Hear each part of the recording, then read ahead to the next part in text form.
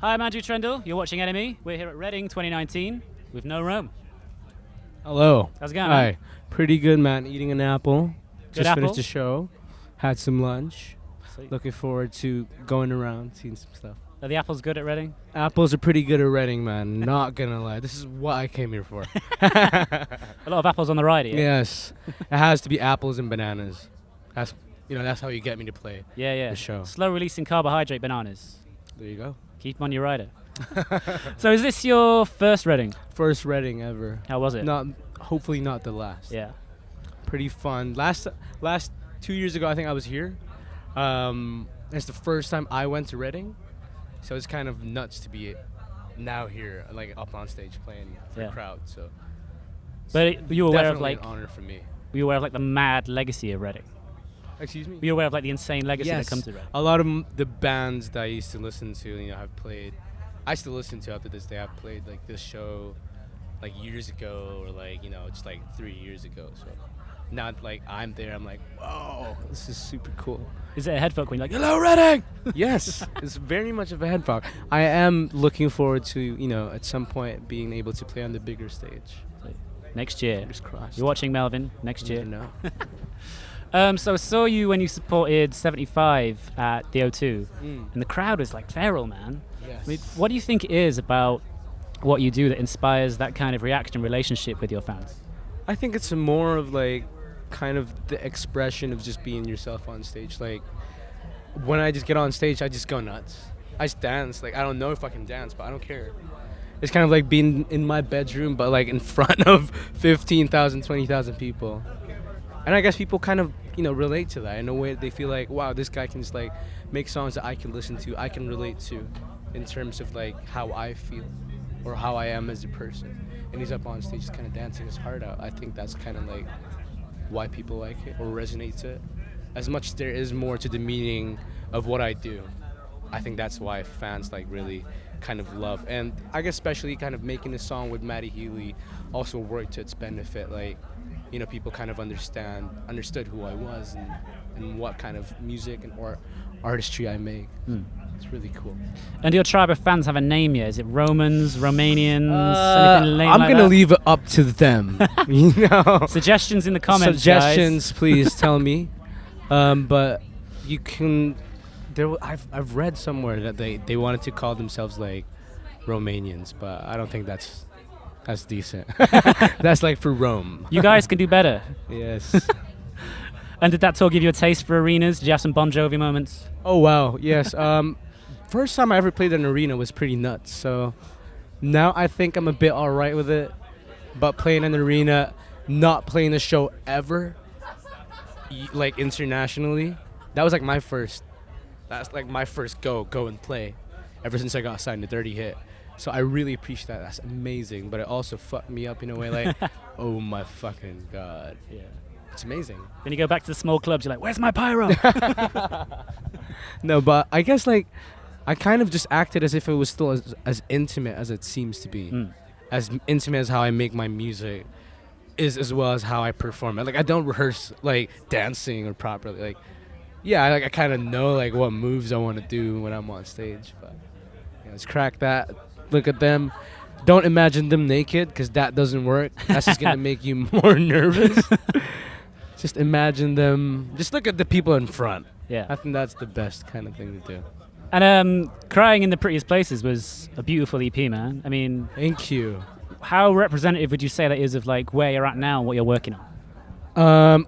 Crying in the Prettiest Places was actually written like after I did R.I.P. in Dosashi, and this is like me traveling, going to like places now that like this like a professional thing for me to do now, making music. So like traveling to these places and getting sad whilst being there. I think that's kind of like what spoke. So seeing it come to life and people singing the songs, that's like wow. And I wrote this while I was kind of like being around this kind of thing, and I am experiencing these kinds of emotions whilst doing that. Like I'm in a pretty place, like I'm playing in front of a crowd that like a lot of people would like want to, and then I'm stuck in my own head. So like seeing this come to life, all that artwork, all the artistry that came about, all the people that I work with, and then putting it on context, seeing like people sing it, that's amazing to me.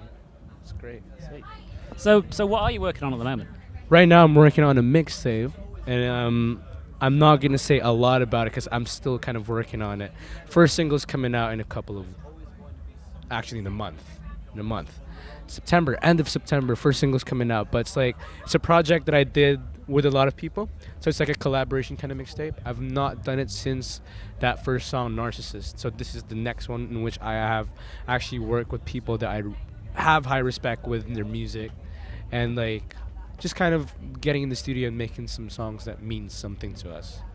So I'm looking forward to showing that. More videos, more artworks, more artistry. So.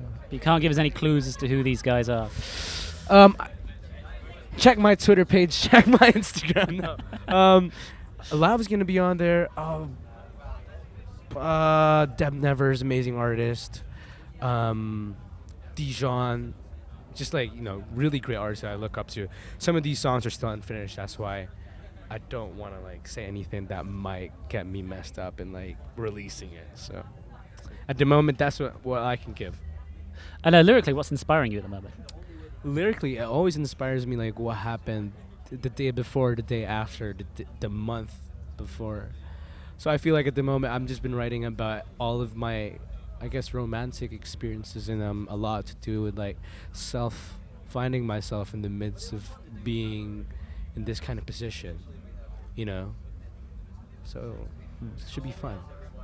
And are you thinking much about the debut album? Because obviously that needs to be a statement. I mean, what do you want to say with your debut album? With my debut album, I guess we're just gonna have to wait till there. But there's definitely gonna be a message that I want people to hear. That's why I wanted to reserve it on a proper time, because I want that message to be seen and heard in the way that me and the people that I work with will all want us to see it come to life. So right now I can't speak in behalf of it, but that's what I want it to be. I want it to be seen and I want it to be heard. And we spoke to Dirty Hit label boss Jamie Obarn earlier this year, and he said that you were very much firmly a part of this Dirty Hit family where everyone's just kind of intertwined. So is it safe to say that Matty and George, are they intertwined with everything you're working on now? Are their fingerprints on it as well? The new project, there might be a couple. Can't say as of now, but I think Matty and George helped me a lot in a way of developing me as, being in this kind of industry.